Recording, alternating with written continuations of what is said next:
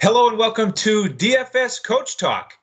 It is Monday, June 1st, 2020.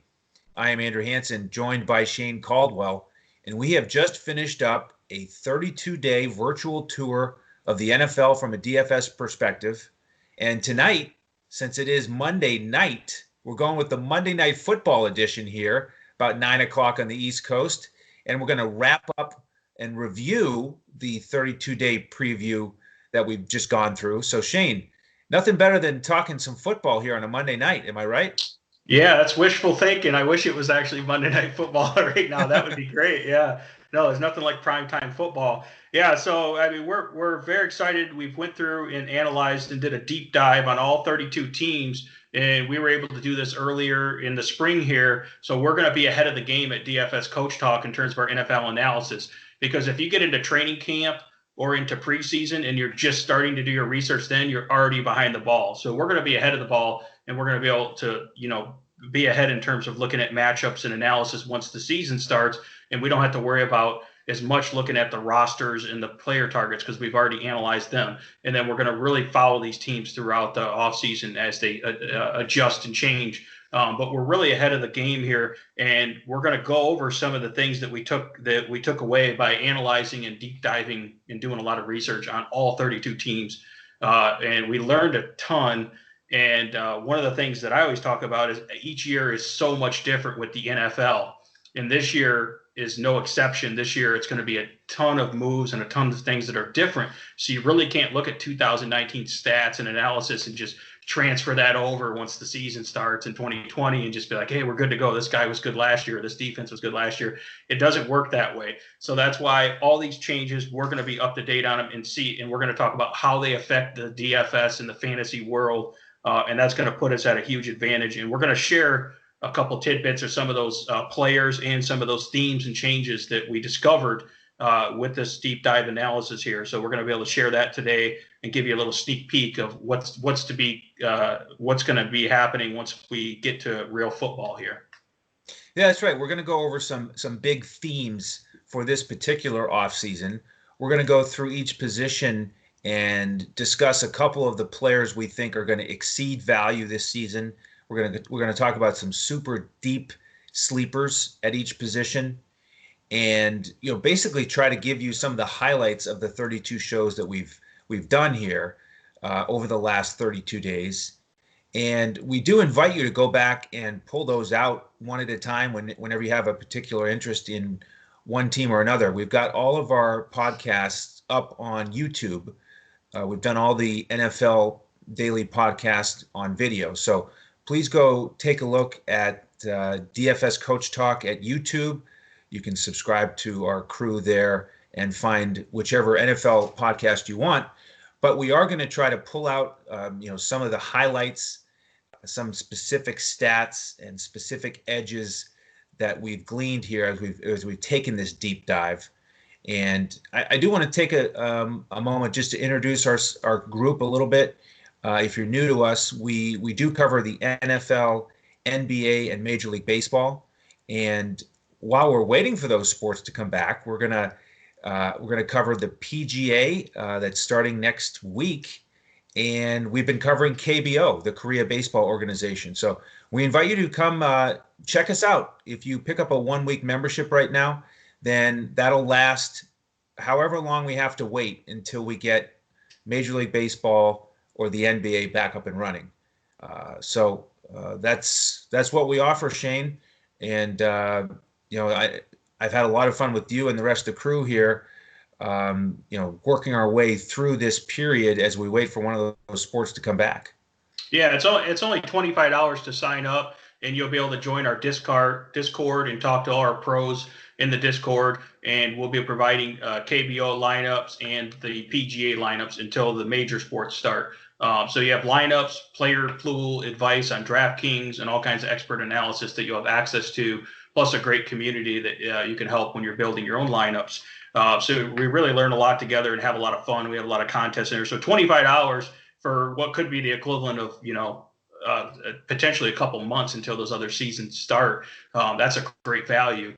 all the different lineups. I mean, there's going to be some big millie makers that are going to be at the PGA. There's going to be some huge tournaments there, and KBO has some great contest selection as well on DraftKings and FanDuel. So that's just something to keep in mind. Definitely come in and join us, and then you'll be ready to go for the regular season as well once the major sports start.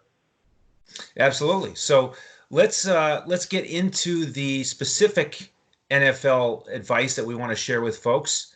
Most of it we've covered, but we're going to give the highlights here and talk about some general themes. So let's start there. Shane, I know one of the major themes that you've been focusing on are some of these coaching changes, and this is like the double whammy, because we know that as you've said, year to year things can change so much with a new head coach or a new coordinator, and then you add in the fact that it's harder for these coaches to get with their players. This is a major turning point for a lot of teams. Yeah, I mean, a lot of these new coaches haven't even met their players in person yet. Okay, so they haven't been able to coach them and really, be able to coach on the field with any type of activity. So we missed pretty much all the OTAs. So that's going to have a dramatic effect. I mean, yeah, they can try to learn the playbook. They can get the playbook. They're doing all the virtual meetings, but it's not the same as being able to train them in person, whether they have pads or not, on an actual field. So that's going to make a major effect. You have to think about that when you're targeting certain offenses and certain teams in DFS here. And it could be defenses that you're trying to target, that team that has a coaching change, that has a lot of new players, and that they're not quite acclimated to that offense yet. So there's going to be a lot of issues there. So that's the first thing I'll mention is coaching changes. Really have to keep that in mind. They're changing the complete philosophies on offense and defense. Obviously, the players have changed as well, and they're probably not going to be as ahead of the game as they normally are. So they're basically at a competitive disadvantage. And I think that will play out for real life football and for DFS. So when you're choosing a player, once you're getting ready to build lineups and you're starting to think about who you like in fantasy, you got to think about that. Also, the rookies are at a disadvantage this year. They're not going to have those rookie extra OTAs, off-season training activities. They're not going to have as much time instruction on the field, and they're not going to be able to learn the playbook as much.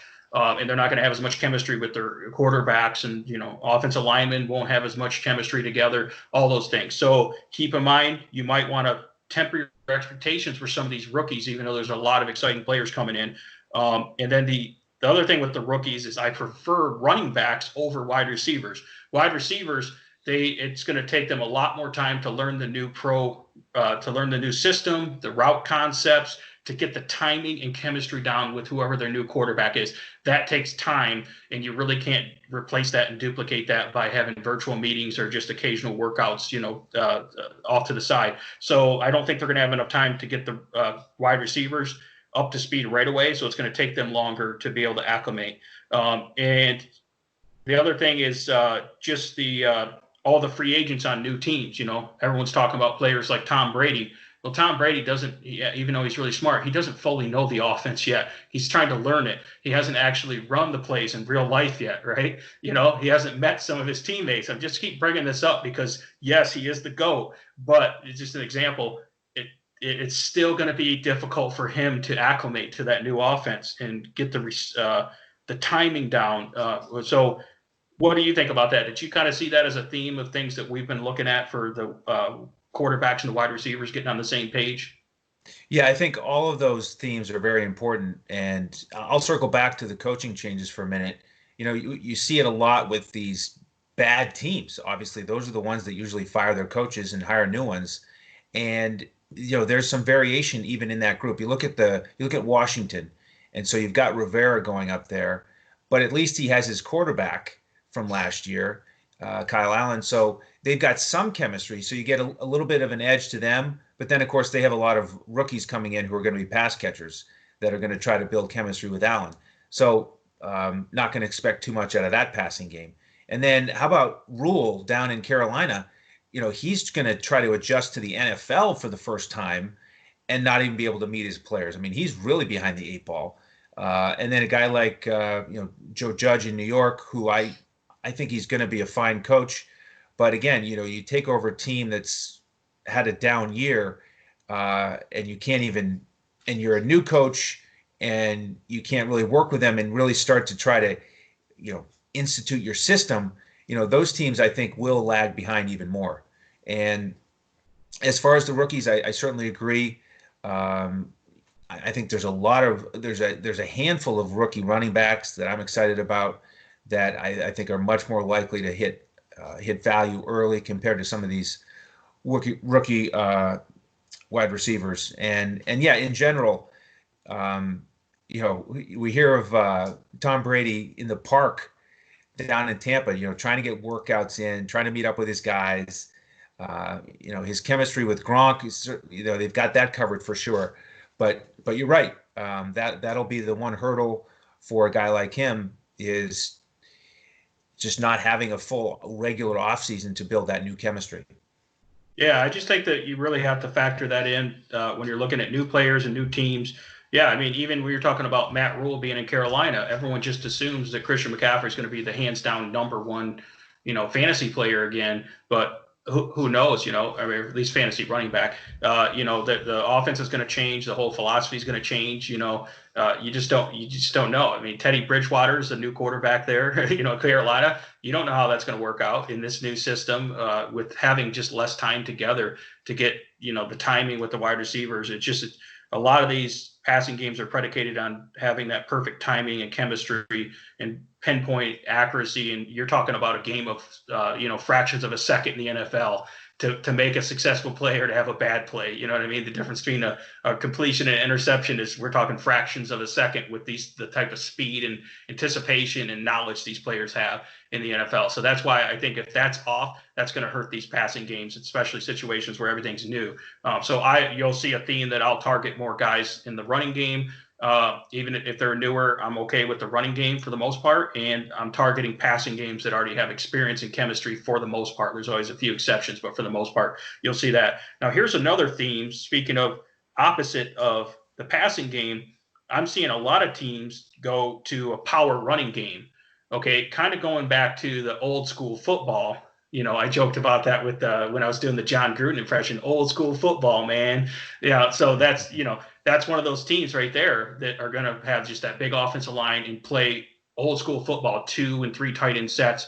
So Oakland Raiders would be an example of that. But there's several other teams that when I analyze that, they're either their new coaching staff or the way they're building the team with the new personnel through the draft and free agency, it all points to they want to go to a power running scheme and kind of control the game and slow the clock down.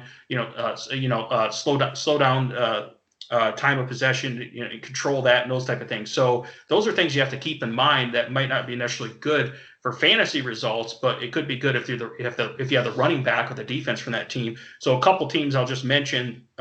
Baltimore, we already knew about that. They were kind of ahead of the scheme, head of the power running game scheme there. They have a unique element because they have Lamar Jackson. But even teams like Green Bay are looking to do that power running game. They got a new fullback. They got a new big running back that they added to that group. And who knows, Aaron Rodgers might be done within a year or two. So they're going to the power running game. Seattle, you've seen them do it, even though Russell Wilson's super efficient. Seattle is a power running game. Even teams like Miami, who were horrible with the running game, built up their offensive line and added some running backs to be able to run and got a new scheme in the power running scheme. Teams like the New York Jets, Cleveland Browns, another new coach there, Stefanski, who came from Minnesota. And what did Minnesota do last year? They run the ball. So that's another team, Minnesota, and then Cleveland, who has, used to be the coach there, offensive coordinator Stefanski is now the head coach at Cleveland. And they're talking about a power running game with Nick Chubb and Kareem Hunt. Even the Washington Redskins, you have Darius Geis and Adrian Peterson. They're going to want to play power run football, with Ron Rivera there. They're not going to want to put the ball in those quarterbacks' hands. So those are things that I see as a theme. Protect the quarterbacks. You're going to be able to get the running game up to speed a lot quicker than the passing game with the shortened offseason, and that should be a way for teams to try to win early in the year. Did you see the same theme when we were kind of studying this a lot? Yeah, that's certainly something that came out as we were progressing there with, as you mentioned, some of the fullbacks that were added and some of the new coordinators and coaches. So I like that list. It is important to think about with particular running backs and defenses. We know that that goes hand in hand. And we're going to circle back to some of these teams with some of the breakout players and sleepers that we've got. So let's transition into that. What we're going to do here today is we're going to give you several players at each position that we think are going to exceed value in general. These aren't, new breakout players. Some of them are younger players, but we're just talking about on an average price, what we expect these guys to be priced at. Who do we think is going to exceed value? Just a few of them. Okay, we're not going to give the entire list. We're going to share more of that throughout the summer as we get into the preseason here with our NFL podcasts at DFS Coach Talk. But we're going to give you some players to exceed value at each position, and then we're going to give you a super duper deep sleeper at each position. So it's going to be a lot of fun. Let's get into it, Shane. Let's start with the quarterbacks. And give me a guy who you think is going to exceed value in 2020. Yeah, so this is the guy I know a lot about. I'm going to start with Matthew Stafford. People are saying, of course you are. Detroit Sports Shane's going to start with Matthew Stafford. And this is a guy that was on a pace for an MVP caliber season before he had his injury in this offense here. So this Darrell Bevell offense and the weapons that he has around it. So what did we just talk about? I'm concerned about teams that don't know the offense, aren't familiar with the coaching, and don't have good timing. Well, Stafford has all that. Stafford has elite level talent. They have an upgraded offensive line, which is important to protect him, right? Because last year he was injured. And then he has wide receivers like Kenny Golladay, Marvin Jones, who's really good, and Danny Amendola, that he already has timing and chemistry. They already know the offense. He also has DeAndre Swift, who's a rookie, but he's already working out in Georgia several times a week right now. They're both from Georgia. Okay, they're working out. So DeAndre Swift is going to take it to the next level in terms of that pass-catching playmaker out of the backfield and being able to run the ball. Kerryon Johnson could be healthy. That's all going to help Matthew Stafford, having a running game, setting the play action up. And TJ Hockenson will have a bounce-back year as well if he can stay healthy. So my point is, if Stafford plays a full season with the weapons and chemistry, he's going to hit the ground running and be a fantasy star right away. And he's probably not going to be that expensive. So you're going to be able to target him right away. And I know that they have games against teams like the Houston Texans, who I like, in a shootout there. They play like the Washington Redskins. It could be a shootout. They play the Jacksonville Jaguars. A lot of teams that you can really target. So definitely look for Matthew Stafford. Don't doubt him, because he's going to be able to hit the ground running right away. Okay, so he has a lot of chemistry with these guys already. He already knows a second year in this offense, and really the sky's the limit. He could be one of the top quarterbacks in the league this year. So how do you feel about Stafford there? I'm actually hearing a lot of other national media fantasy experts picking Stafford this year, which is rare. So it's not just a homer pick necessarily. Yeah, no, I agree. I'll support that pick, even though you are a DET Sports Shane. Yeah. For the reasons you mentioned, I do like him to be a strong performer this year and exceed value. So good start there. My first guy here to exceed value at the quarterback position is going to be Drew Brees. I'm excited he's going to come back for another year. Speaking of Monday Night Football and primetime football, instead of being in the booth himself, he's going to get back out on the field. But I like to look at the range of pricing for these players last year compared to their average fantasy output. And he's one of the guys who, he almost averaged 3x his price, his highest price. Okay, because on DraftKings, his highest price was $7K, and he averaged 20.21 points per game. So you're getting more than 3x on average with him. And he's another guy with a lot of continuity. He's got the stud in Michael Thomas. And to be able to add Emmanuel Sanders to the mix, I mean, they've had such a mess in terms of that wide receiver too. Guys like Ginn aging, or the youth guys just don't have the experience. So, I think that's a huge addition there. And by the way, week 1, I might just have to play Drew Brees. They're playing Tampa, and we know that Tampa has a strong rushing defense, but they were very weak against the pass last year. And won't that be fun to see Brees and Brady in week 1? They're both going to be shooting for that shootout try to one up the other, get that edge in the career stats. So I'll be looking at Breeze in week 1 and often throughout the season. Yeah, talk about two goats going against each other. Yeah, that's going to be a sweet matchup. But yeah, I agree with you. I didn't realize Drew Brees was I thought he was priced the same as the top level guy. But if he is priced like that at the second tier, being that he's so efficient, he's probably going to be top tier in terms of production. Then yeah, definitely I can see that he'd be in a great place, especially now he has a few more weapons and he already has chemistry, and you don't have to worry about that whole getting to know the offense thing with him, right? I mean, he's the master, right. He knows everything, right? So that's good. All right, good pick there with Drew Brees, quarterback, another quarterback. I got a lot on the list here. We got some good people are talking about. I'm going to talk about Deshaun Watson. I like Deshaun Watson. Obviously, this guy is a playmaker. He's mobile. He could get rushing yards, rushing touchdowns, and he's also very good in the passing game. I like his ability to make big plays in the passing game. And I actually kind of like the fact that he doesn't have DeAndre Hopkins. So people are going to automatically think, oh, he doesn't have DeAndre Hopkins. He doesn't have as many weapons. I probably want to fade Deshaun Watson because he's fairly expensive.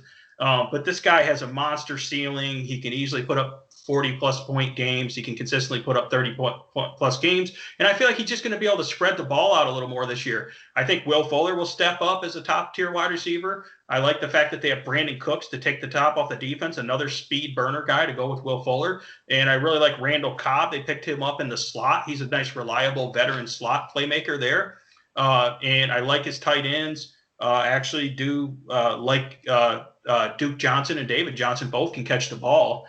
And then he has the rushing ability. And guess what else? The defense isn't great. The defense does usually give up quite a bit of points, which means Deshaun Watson has to air it out and let it rip, basically. So those are all good things I like for Deshaun Watson. And I feel like some people might be overlooking him and going more towards your other top-tier guys like your Mahomes and Lamar Jackson, understandably. But I think Deshaun Watson, if his price comes in reasonable, I think he's a guy that can have a huge ceiling and be very consistent this year. And even without DeAndre Hopkins, can really score a ton. So I'm really high on him this year. Yeah, I just hope that Fuller and Cooks will stay healthy. We know they both had various issues. Cooks with the concussions, Fuller in and out of the lineup. And man, what a boomer bust guy. So hopefully he can be healthy, be a little bit more consistent. And, he's that one wideout coming back who's going to have the chemistry with Watson. So he'll have to build it with those other guys, but I do have faith in him. And we'll just have to hope that his price comes down a little bit. We know he's often pretty pricey. So yeah, that's the nice thing about DFS is we don't have to worry about health. I mean, hopefully they just stay healthy for that one game, because if they're injured, then yeah, we might have to take Watson off the list if he loses a couple top receivers. But yeah, it's you have to kind of look at his price, but I feel like people probably will be off him if he's priced high and he doesn't have DeAndre Hopkins. So they're going to be like, okay, this guy's expensive and he lost his top receiver, which is one of the reasons why I kind of like him, to get him at lower ownership, So I think he's a good guy that can kind of fly under the radar a little bit there. Excellent. All right. Well, here's the first super deep sleeper. We're going to give you one each at the quarterback position, and I'm going to go with Jarrett Stidham in New England. We just had the Patriots podcast yesterday. Had a lot of fun talking about Stidham with Micah Patria on that episode, and I'll just give you some of the key nuggets that stood out to me for Stidham. I watched all of his snaps from the preseason last year, and I was really impressed. With the eye test, I liked how he stood in the pocket, dealt with pressure, threw with confidence, threw on target. He completed 68% of his passes. Played all 4 weeks, threw for almost 200 yards per week in limited action, and 4 touchdowns to 1 interception, 4-to-1 turnover ratio, and the interception he got hit on the pass, so it wasn't a bad pick. So I do think he's going to win the job, and I don't think Bill Belichick would go into the season without huge faith in him. And they start out week 1 with Miami. And I think they may be looking for a little bit of revenge from that Week 17 loss last year. So I'll be anxious to see what his price tag is. And, based on the matchup, I'm going to play him a couple times this season, I'm expecting. Yeah, no, he's an interesting guy that no one really knows that much about him because he hasn't really played that much. So he's the definition of a sleeper. He's going to come out of nowhere if he does break out, and it's going to be kind of a wait and see thing. But yeah, if you're talking about GPPs or if his price is minimum and you roll him out there in cash in a good matchup, then yeah, he's a guy that I don't think a lot of people are going to be on really. And he must have talent, like you said, because why would they put the hands of the franchise, one of the best franchises in the league, that put the hands of the franchise in this guy and solely go all in on him if he didn't have talent. So no one really knows for sure. And if he looked good in preseason, I think that he knows the offense, so that's good. We don't have to worry about that. He's had enough reps in the offense, not necessarily regular season, but he's had reps, so that's a bonus there. Hopefully his young wide receivers can develop. And yeah, they might have something there for a guy as long as he's very low price there. So yeah, so that's definitely a good pick. So I'm going to go with the quarterback true sleeper pick. I'm going to go with Drew Lock from the Denver Broncos. You've seen he kind of had a couple good games last year, but they have faith in this guy. Talk about the eye test. This guy really passes the eye test. He's big. He's got a pretty good arm. Decent accuracy. But I really like how his poise in the pocket. He's not afraid to stand in the pocket and kind of, climb the pocket, maneuver it, and stand in there. He's not afraid to take a hit if he needs to, but I think he's really improved in terms of working the pocket and letting the routes develop and finding the open receiver. And he didn't really have that many weapons last year. There was a lot of injuries, and he pretty much had Cortland Sutton, who was good, and he was pretty much just peppering him with targets. But now that you added Jerry Jeudy to that offense, and then they added a few other receivers as well. What was the guy? Was it Hamler? Yeah, Hamler. Yep, another speed deep threat there to run routes. And then that frees up space underneath for guys like Noah Fant for him. So I just really like I think the offensive line's solid. He has Melvin Gordon now, which is going to help the offense. He can catch the ball in the backfield. So he just has all these playmakers all around him. And I think he has a lot of talent. And he was 4-1 when he started last year. So I feel like Drew Lock is poised for a breakout year, and he's a sleeper. He's kind of under the radar. People aren't thinking about the Denver offense, but they certainly set him up for success. So definitely a guy that can fly under the radar and be a good quarterback play. And he should be super cheap as well in DFS. Excellent. So let's transition to the running back group, and let's do the same thing. Let's start with one of your running backs who you think is going to exceed value this season. Yeah, so I really like Nick Chubb. And I know with Nick Chubb, the whole narrative right now is, okay, the guy's super talented. He's in an okay offense, but Kareem Hunt is like, a Pro Bowl caliber running back sitting right there with him, right?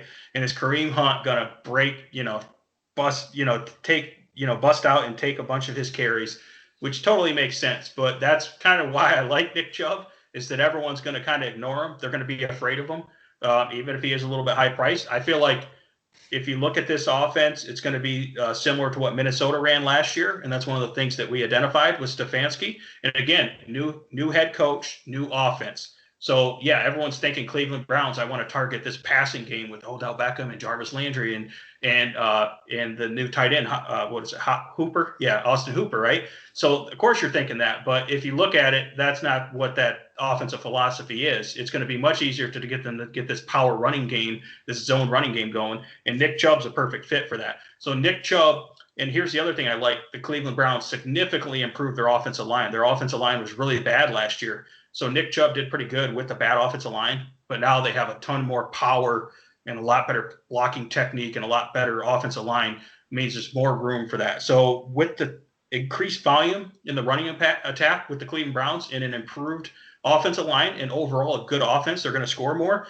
I like Nick Chubb as a safe floor, high ceiling play, and he might get a little lower ownership because he's still going to be fairly expensive, and people are completely worried about Kareem Hunt, which I understand that. But I'm okay. I think there's enough volume to go around because they're going to run the ball so much and be so efficient and so good in the running game.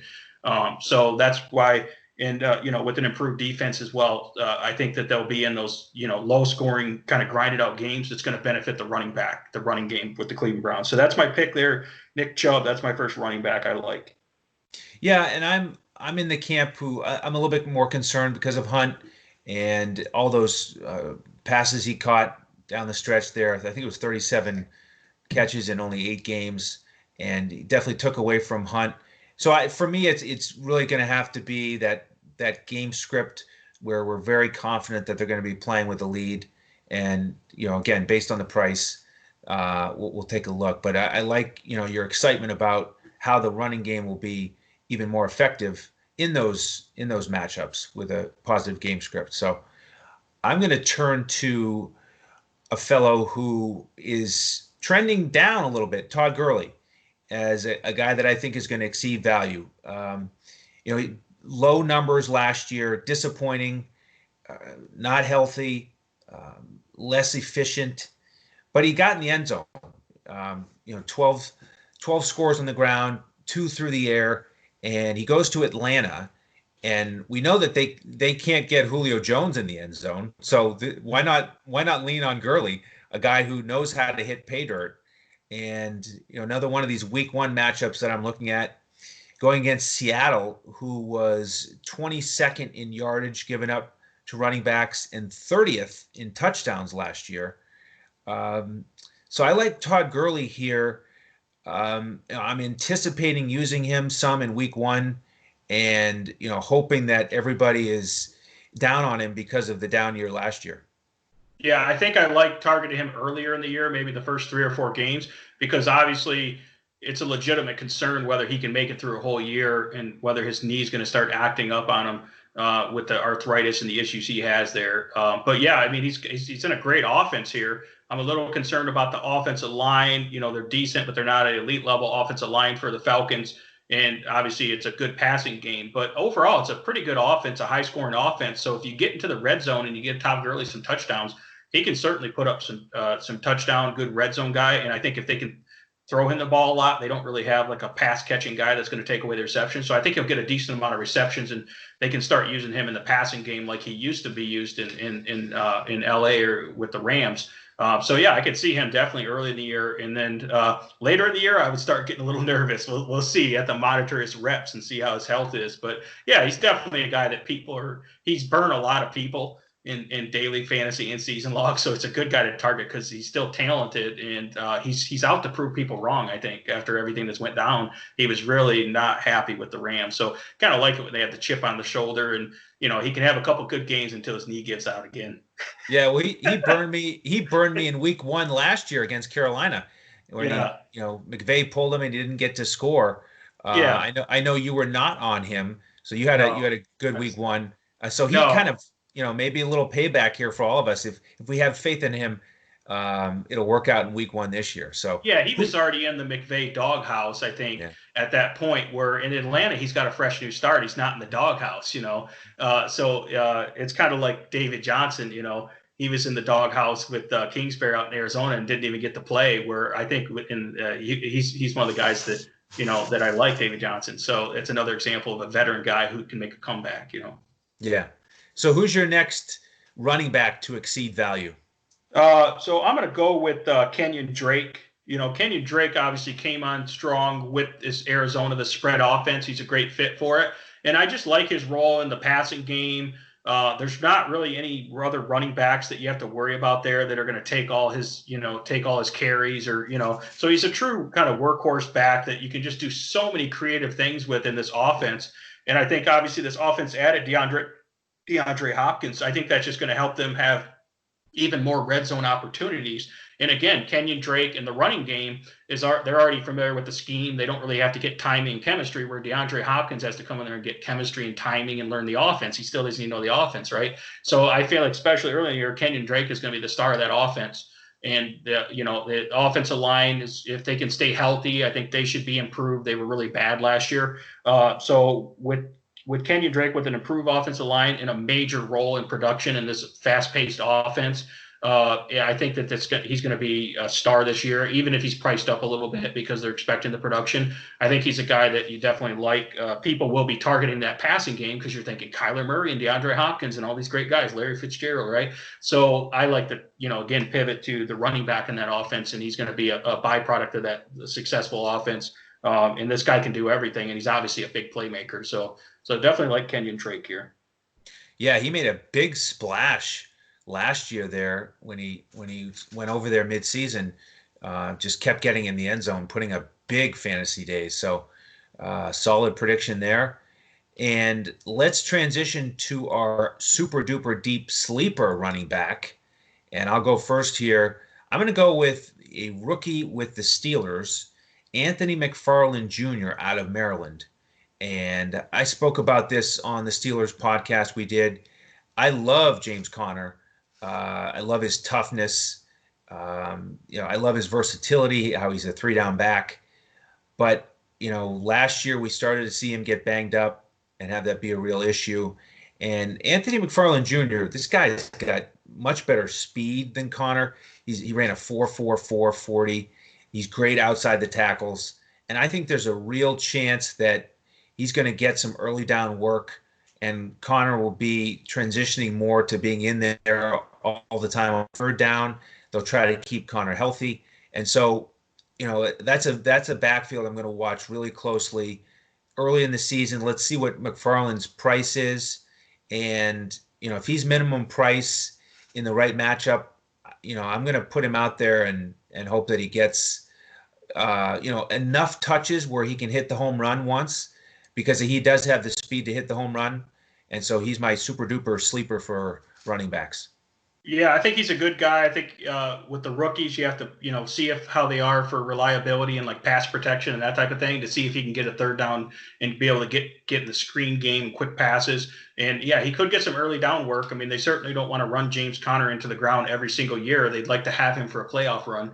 And this offense traditionally has a great offensive line, and it's a great offense for running backs for in the passing game, in the running game.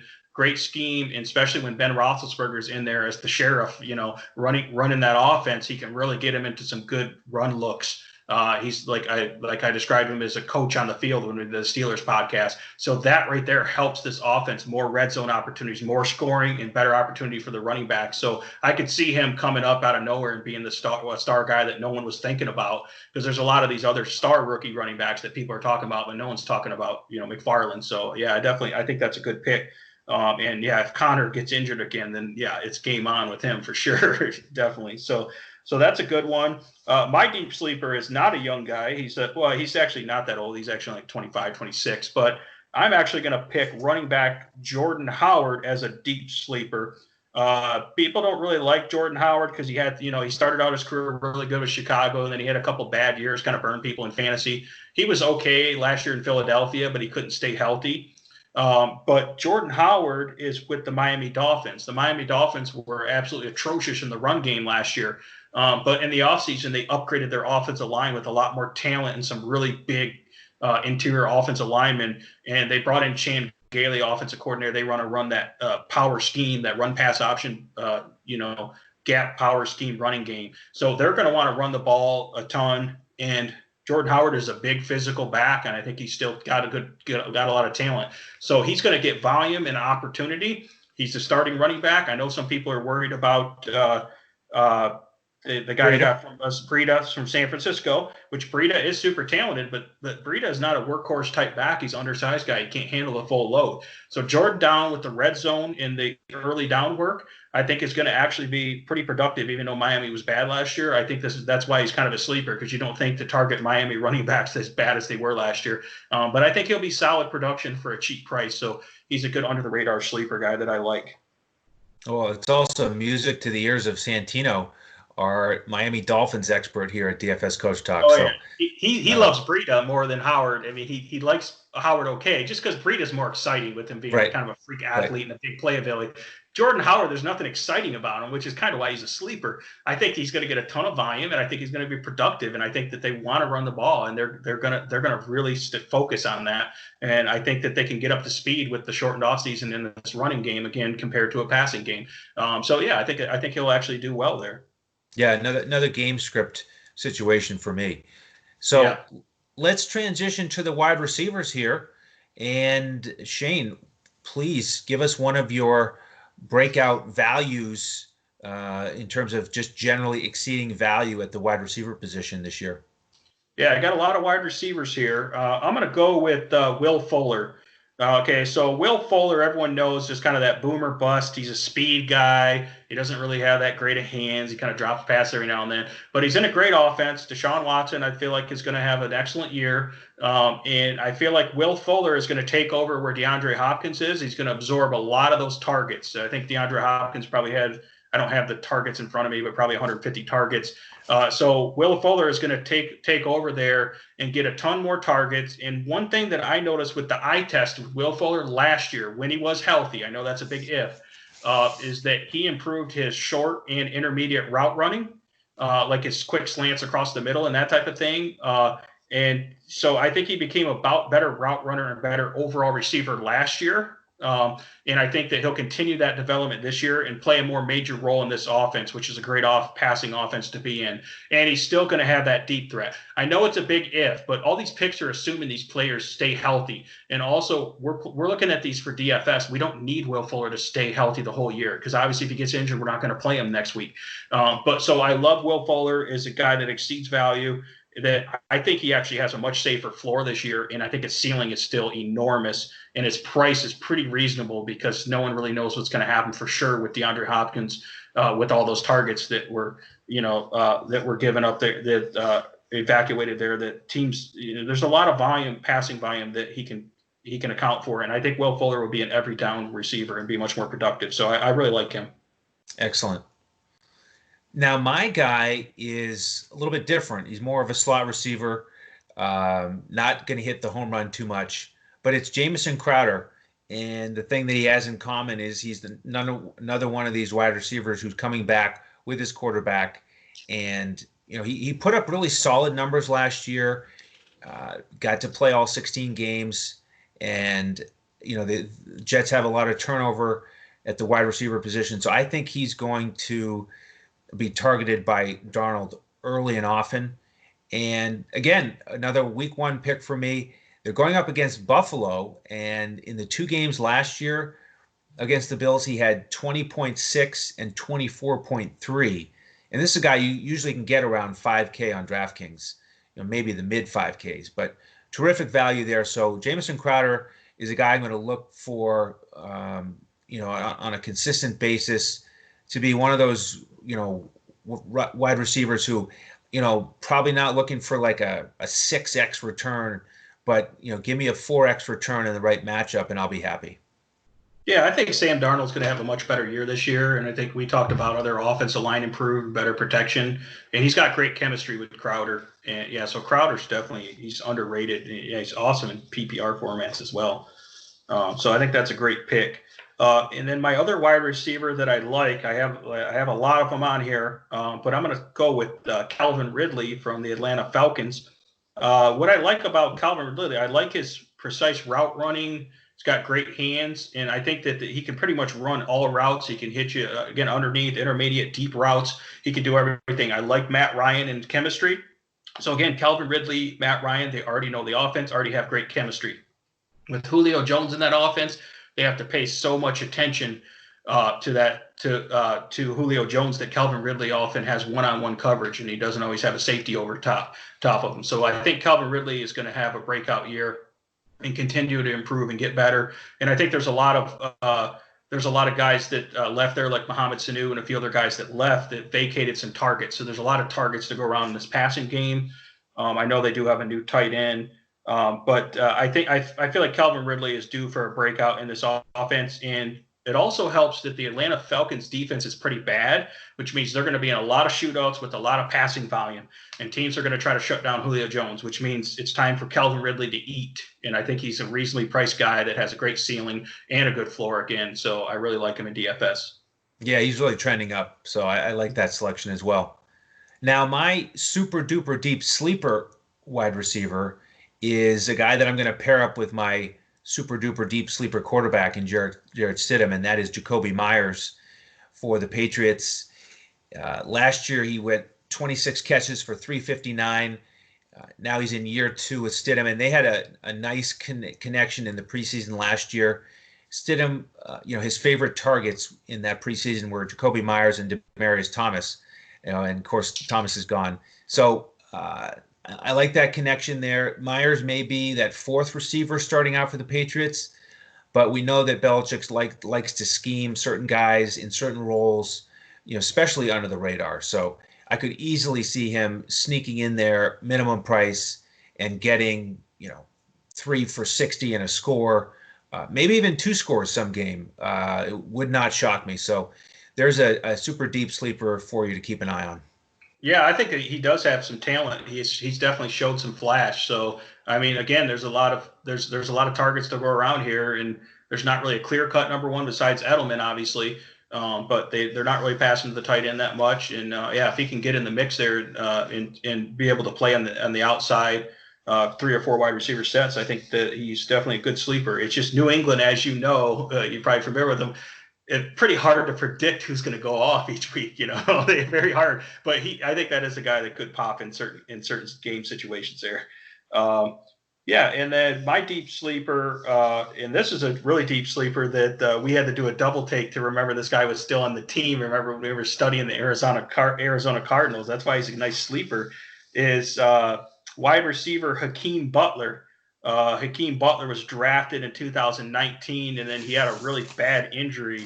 I think it was like a broken, finger, which is not good for a wide receiver. So he never actually played. But this guy, they don't really have like that big physical guy besides Larry Fitzgerald, but obviously he's past his prime. Hakeem Butler is compared to like Kelvin Johnson type talent. The guy's 6'5", 225. At Iowa State, he tore it up. I mean, I'm bringing up his college stats because he's never played in the NFL, but 60 catches, over 1,300 yards, like 9 touchdowns his senior year. So he already knows the offense. He's had enough time to study in the offense. If he can get his chemistry, he did play some in the preseason, a little bit in training camp. So it means he has had reps in this offense. And this offense with the Cardinals often runs 4 wide receiver sets here. So I like him as a sleeper. Obviously, teams are going to have to pay a lot of attention to DeAndre Hopkins. So Hakeem Butler is the type of guy. He has like 4.5 or 4.4 speed at that size. He's the type of guy who can sneak up on people. And then also in the red zone, he can get opportunities. Obviously, Hopkins and Fitzgerald are in the mix there as well. But this guy's a sleeper that would be at the absolute minimum price, and no one's thinking of him. And he's the type of guy that could pop off for a big game. So definitely pay attention to Hakeem Butler and see how he does as we get into training camp and preseason, because he's a good deep sleeper. Excellent. Shane, let's transition to the tight ends here. Who is your number one tight end here to exceed value? I got a lot of them here that I like, but I kind of like Mike Gesicki from the Miami Dolphins. I think the Dolphins are really going to be running the ball a lot, but when they do pass, they're going to be a lot of those quick, short passes, play action type passes in this offense. And I like the Chan Gailey offense with the tight ends here, and I like the fact that Gesicki's big and athletic. He's a red zone target, and whether it's Fitzpatrick or it ends up being Tua in there, I think that he will get a lot of targets. There's not really any other competition for targets at the tight end position. And so I think that he's really good across the middle, and they're really going to need him in the passing game. So I could see Gesicki having a breakout year at tight end and kind of, coming out of nowhere. He had a pretty good year last year, but I think that he's due for even bigger breakout. And of course, he's another guy that's fairly cheap almost all the time, but he has the type of upside, that you can get. So if you want to pivot off those high priced tight ends, because obviously a lot of people are going to be on those top 5 guys, that everyone talks about. Gesicki's a good guy to pivot that you can get a lower ownership cheaper and still has the upside there. I think he's going to compile a ton of touchdowns and get in quite a bit of catches over the middle too. Excellent. Yeah, and I've said it once, and I'll say it many more times. I like to build lineups on DraftKings with 2 tight ends, especially when you can get a guy who's a lot cheaper like that and pair him with one of the studs. If the cheaper guy has a nice matchup, so he's certainly in consideration for me there. My breakout guy at the tight end position, who's not one of the higher priced guys, is Noah Fant. And you mentioned how strongly you feel about Drew Lock being a breakout candidate this year to exceed value. And I like Fant with over 500 yards in his back pocket and 40 catches from last year, got in the end zone 3 times. And I just like the speed, 4.5 speed. He's an athlete. So he's my guy to exceed value. I mean, you really like that Drew Lock has a ton of chemistry with them. Again, going back to our conversation, you want to target guys that already have experience in the offense and have chemistry and timing with their quarterback. So not only does Noah Fant have crazy freak athletic upside and size and speed and all that stuff, but he's got good chemistry with Drew Lock, and he didn't get to play a full season with him. But with full season with him, then I think that this guy could be a huge production. And that's what you really want with these tight ends, is those like freak athletic tight ends. You know, you don't want the guy that just stays in and blocks and once in a while catches a little short pass. You know, so Noah Fant's a big play type guy. I love his run after the catch ability. And yeah, I think he's a great pick. And again, he's probably going to be fairly cheap, you know, and I think it's a good pivot to pay down at tight end there rather than going for your Kelseys and your, you know, your Darren Wallers and, you know, Zach Ertz that everyone's going to be on. If you could differentiate there and save money there and load up on other positions, I think that could be a good way to build a lineup. So even like what you said, the extreme version of that is getting two of those guys at tight end, and then you can load up everywhere else. So it's not a bad philosophy, especially with the type of athleticism and upside that some of these young tight ends have that are going to come that people aren't necessarily thinking about that much. So yeah, I think that's a great pick. All right, Shane, give us one more tight end here that people aren't going to be thinking about who you think can exceed value. So this one is almost in the sleeper category, but Chris Herndon. And I think it was I on the Jets podcast with you, and I said, guess who was ranked above Chris Herndon, or no, guess who Chris Herndon was ranked above last year? Darren Waller and Mark Andrews, right? In most season long drafts, right? So my point was Chris Herndon, he had an injury and he had suspension last year and a really bad injury. It was just a disaster. But they actually really like him. He had over 500 yards receiving his rookie year. So if this guy keeps his head on straight and goes in there with an improved offense with the Jets, and if he can get a full season with Sam Darnold there, I think that he's the main target there. And you had the backup, I think it's Griffin last year, flash for a couple of big games. You're going to get that from Herndon, except for he's going to get a lot more catches and receptions, and and still be a red zone target there across the middle. So I think Herndon's a big breakout player that no one's thinking about because it's really been a couple of years since he's played now. But I think that's the perfect guy that can fly under the radar, that has a lot of talent and is very cheap. Excellent. Yeah, and I think he is on the edge of the super duper sleeper category. But my guy in that box is going to be Blake Jarwin for the tight ends. And here's a guy who his numbers were moderate, 31 catches, 365, 3 scores. But you got to remember, Jason Witten is gone. And he was kind of quiet last year, but steady. And he had 63 catches for 529 and 4 scores. So, if he gets half of that production from Dak, then all of a sudden we're looking at a really good season. And we know he's going to be low priced. So, again, based on the matchup, and Shane, I think you pointed out, Rams in week 1, that could be a target there. So keep an eye on Blake Jarwin this fall. Yeah, no, he's a sleeper if you're not a Cowboys fan. Because the one thing I know about Cowboys fan, we might know a couple in DFS Coach Talk here, they really overhype these players. So because they're overhyping Blake Jarwin, they're trying to get him off the sleeper radar, and they need to be quiet.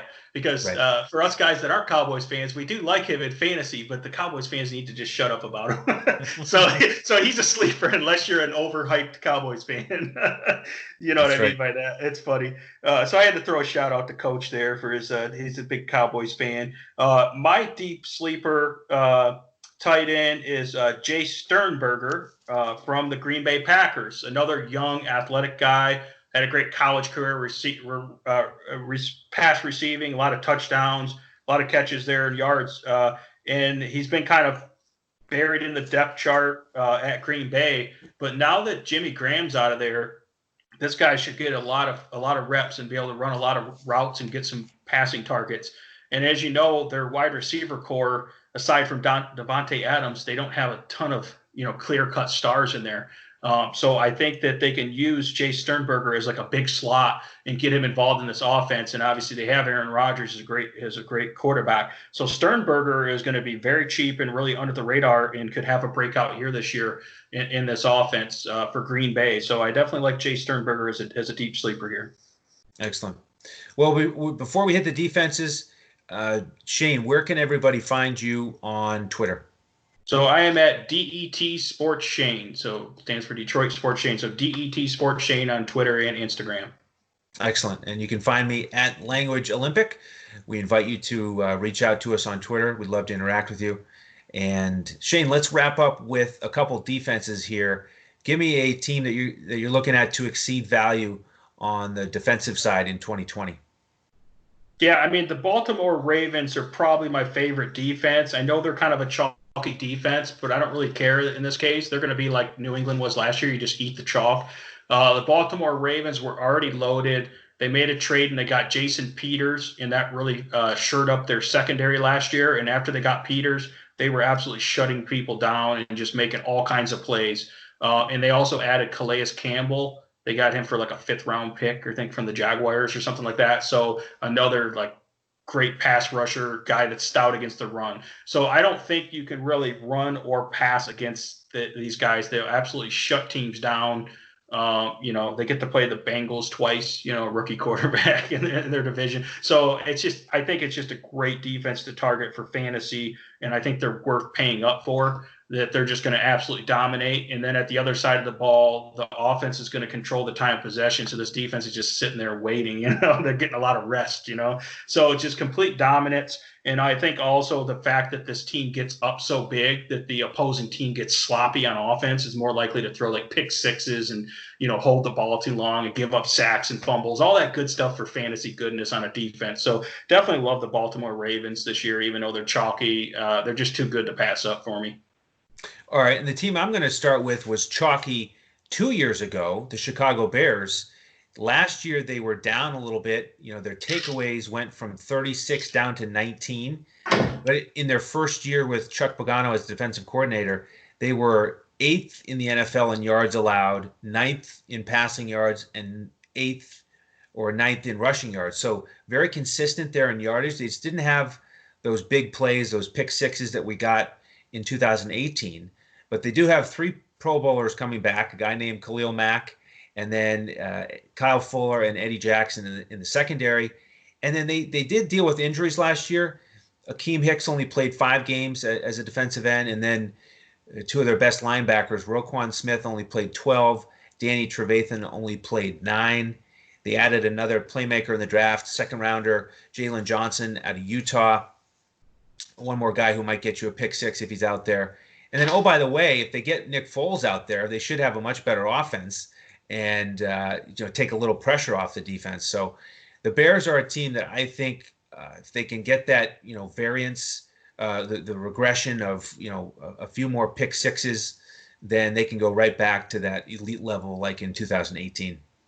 Yeah, traditionally that Bears system is really good at stripping the ball and fumbles and interceptions and sacks. So yeah, they can get back to that dominance again. They're perfect fantasy defense. So give us one more defense you're looking at here.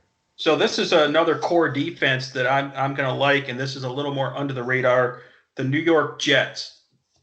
So when we were studying the New York Jets, we figured out that their defense was actually really good. They were 7th overall in yards given up. They did give up a little bit more points, but they were dominant against the rush, so you can't really run the ball down their throat, which is good. But I just really like the fact that the defense was solid last year, even though the offense was really bad. So the defense was constantly out there, but they still held up pretty good. And they lost C.J. Mosley, their star inside linebacker, and if he's coming back healthy. He didn't really play much last year. I think Quinnen Williams is going to take another step in his 2nd year. I think Quinnen Williams is going to be a star defensive tackle, and you pair him with C.J. Mosley down the middle, and then as long as they can keep Jamal Adams, which there's been trade rumors, but I think eventually they'll sign him and he'll play. I just like the safeties. The corners are still pretty decent. They got a couple new corners on the team. I just think that this is a pretty dominant defense that no one's really thinking about. So I like the fact that they're under the radar. They're not going to be priced that high. And I feel like they can get pressure on the quarterback, that they can get interceptions and fumbles and just shut teams down. And play that ugly brand of football, and you just can't run at them. I don't think it's going to be that easy really to pass on them either. So I like the New York Jets defense as an under the radar pick there. Excellent. One other defense for me to mention is going to be the Pittsburgh Steelers, and I don't know really how to categorize them. They were really great down the stretch last year with Fitzpatrick, and they ended up 5th in yards allowed and 5th in points. And they were just in low-scoring game after low-scoring game. we mentioned it on the Steelers podcast. Their point totals for both teams was third fewest in the NFL.